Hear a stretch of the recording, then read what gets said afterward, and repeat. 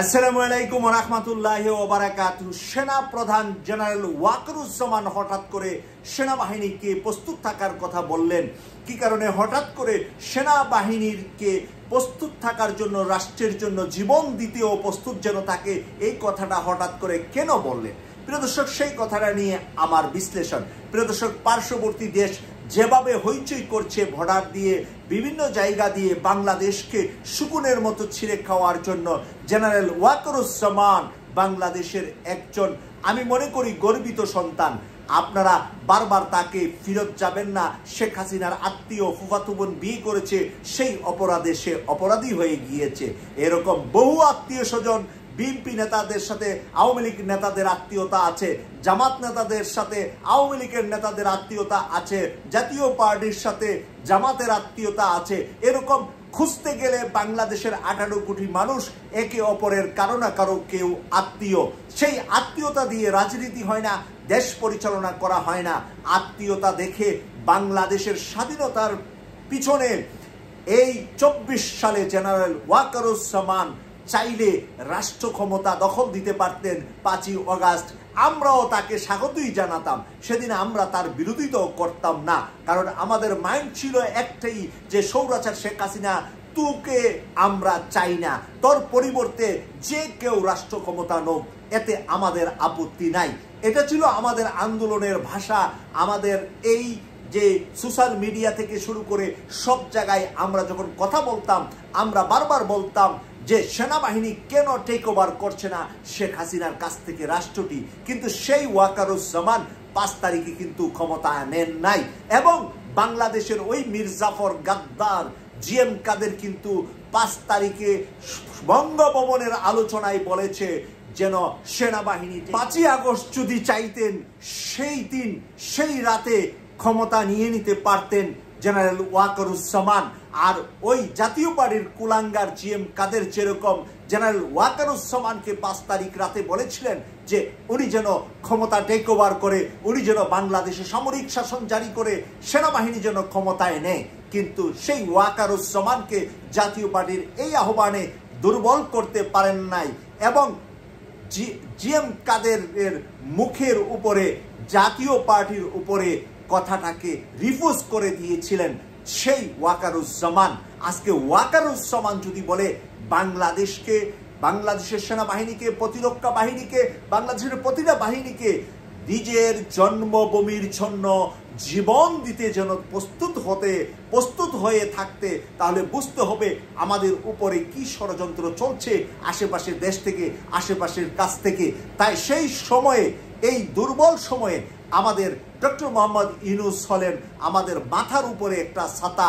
এই ছাতাটাকে কিছুতেই আমরা এই মুহূর্তে হারাতে পারি না, যতদিন পর্যন্ত না প্রত্যেকটা রাজনৈতিক দলে একটি শান্তিপূর্ণ পরিবেশে ওনার সাথে ঐক্যমতে এসে এই সরকারের যেই কয়টা দিন সামনে আছে, ওই কয়টা দিন যেন স্বৈরাচারের বিচারটা, স্বৈরাচার যে পালিয়ে গিয়েছে ভারতে কি স্বৈরাচার বসে আছে, এই দেশটাকে উত্তপ্ত রাখার জন্য 24 ঘন্টা কাজ করে যাচ্ছে। আর ভারত উলঙ্গ হয়ে নরেন্দ্র মোদী দুটি খুলে বাংলাদেশের বিরুদ্ধে নেমেছে।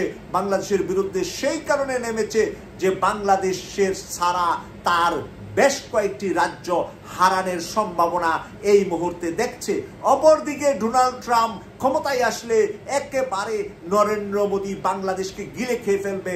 ডোনাল্ড ট্রাম্প ইউনূস সাহেবের বিরুদ্ধে এইটা করবে, সেটা করবে। এখন যখন দেখছে যে ডোনাল্ড ট্রাম্পের সাথেও ডক্টর মোহাম্মদ ইউনূসের কঠিন দুস্তি, এখন আরো মাথা খারাপ হয়েছে নরেন্দ্র মোদীর। ওই 4 দোকানের মুরুক্ষের সাথে বাংলাদেশের ডক্টর মোহাম্মদ ইউনূস সাহেবকে সমান মূল্যায়ন করা যাবে না। পৃথিবীর সব দেশে সব রাষ্ট্রনায়করা ডক্টর মোহাম্মদ ইউনূস সাহেবকে যেই মর্যাদা আর সম্মানের সাথে রাখছে, সেই কারণেই ওই কালো চক্ষুগুলা বাংলাদেশের দিকে তাকালো, বাংলাদেশকে কিছু করতে পারছে না। যদি উনি ছাড়া অন্য কেউ প্রধান উপদেষ্টা থাকতেন, তাহলে আল্লাহ না করুক আমাদের অবস্থা হয়তোবা ভয়াবহ থাকতো এই মুহূর্তে। সেই জায়গা থেকে আমরা রক্ষা পেয়েছি, এবং জেনারেল ওয়াকারুজ্জামান যেভাবে সেনাবাহিনী, নৌবাহিনী, বিমান বাহিনীকে গুলি করা থেকে 5 তারিখের আগেই উনার পারমিশনের কারণেই সেনাবাহিনী গুলি করবে না এবং সেনা অফিসারদের মতের সাথে উনি একমত হয়ে যেখানে মুনাজাত করা হয়েছে জালিম সরকারের কাছ থেকে বাংলাদেশকে রক্ষা করা হোক, আর সেই মুনাজাতে উনি আমিন আমিন বলেছিলেন। এরপরেও আমরা যদি উনাকে উনার শ্বশুরবাড়ি কোথায় সেই নিয়ে ঘু ধরে বসে থাকি, তাহলে এই জাতির কপালে উন্নতি হবে না। এই জাতি ঘু ধরে বসে থাকে, এই জাতি মানুষ জাতির জন্য কি করেছে, 5 তারিখে কি তার অবদান, সেই অবদান যেন ভুলে না যায়। আমি কেটিভির 24 এর প্রিয় দর্শকদেরকে বলবো, সেনাবাহিনী এবং ডক্টর মোহাম্মদ ইউনূস দুইজনের ভিতরে যাতে করে কোনো ফাটল না ধরে, ফাটল কেউ ধরাতে না পারে, অ্যাকচুয়ালি কেউ ধরাতে পারবেন না, কারণ তারা দুজন একে অপরকে শ্রদ্ধা, সম্মান এবং ভালোবাসায় একত্রিত হয়ে দেশটাকে গড়ার জন্য স্বৈরাচার শেখ হাসিনার বড় বড় রাঘব বোয়ালদেরকে বিচারের কাঠগড়ায় বারবার তাদেরকে রিমান্ডে এনে কাউকে 50 দিনের বেশি রিমান্ড ইতিমধ্যে দেওয়া হচ্ছে। এরপরেও আমাদের বুঝতে হবে যে যেখানে যে অপরাধ করেছে সবগুলা অপরাধের প্রুফ করে আমরা আন্তর্জাতিক ট্রাইব্যুনালের মাধ্যমে যাতে করে এই 25 সালে বিচারের শেষ করতে পারি। বেশ কিছু রাঘব বোয়ালকে ইতিহাসের পাতা যেন 24-এর শহীদদের কথা আমরা শহীদদের বিচারটা করতে পেরেছি 25 সালে এসে সেই কথা বলতে পারি। সেই কারণে আমরা ঐক্যের পথে আমরা ঐক্যবদ্ধ থাকতে চাই, আমরা বিভ্রান্ত ছড়াতে চাই না। ফেসবুকে কিছু কিছু বিভ্রান্তকারীরা বিভ্রান্ত ছড়াচ্ছে। আজকে ফেসবুককে সুইজারল্যান্ডে বসে ডক্টর মোহাম্মদ ইউনূস স্যার বলে দিয়েছে, বাংলাদেশে যারা ফেসবুকে ফেক আইডিতে ফেক কথাগুলা ছড়াচ্ছে তাদের দিকে যেন ফেসবুক সতর্ক থাকে। আপনারা জানেন যে প্রিয় দর্শক, ডক্টর মোহাম্মদ ইউনূস স্যার যাকে যেটা বিশ্বের পক্ষে বলবে আর বলেছে ইতিমধ্যে প্রত্যেকেই জি স্যার, ইয়েস স্যার, করব ছাড় করেছে। এর মধ্যে কেউ কোনোদিন ডক্টর মোহাম্মদ ইউনূস সাহেবের কোনো কথা বাদ দিয়েছে বলে আমার জানা নাই। যদি আপনাদের জানা থাকে কমেন্টস করে লিখবেন।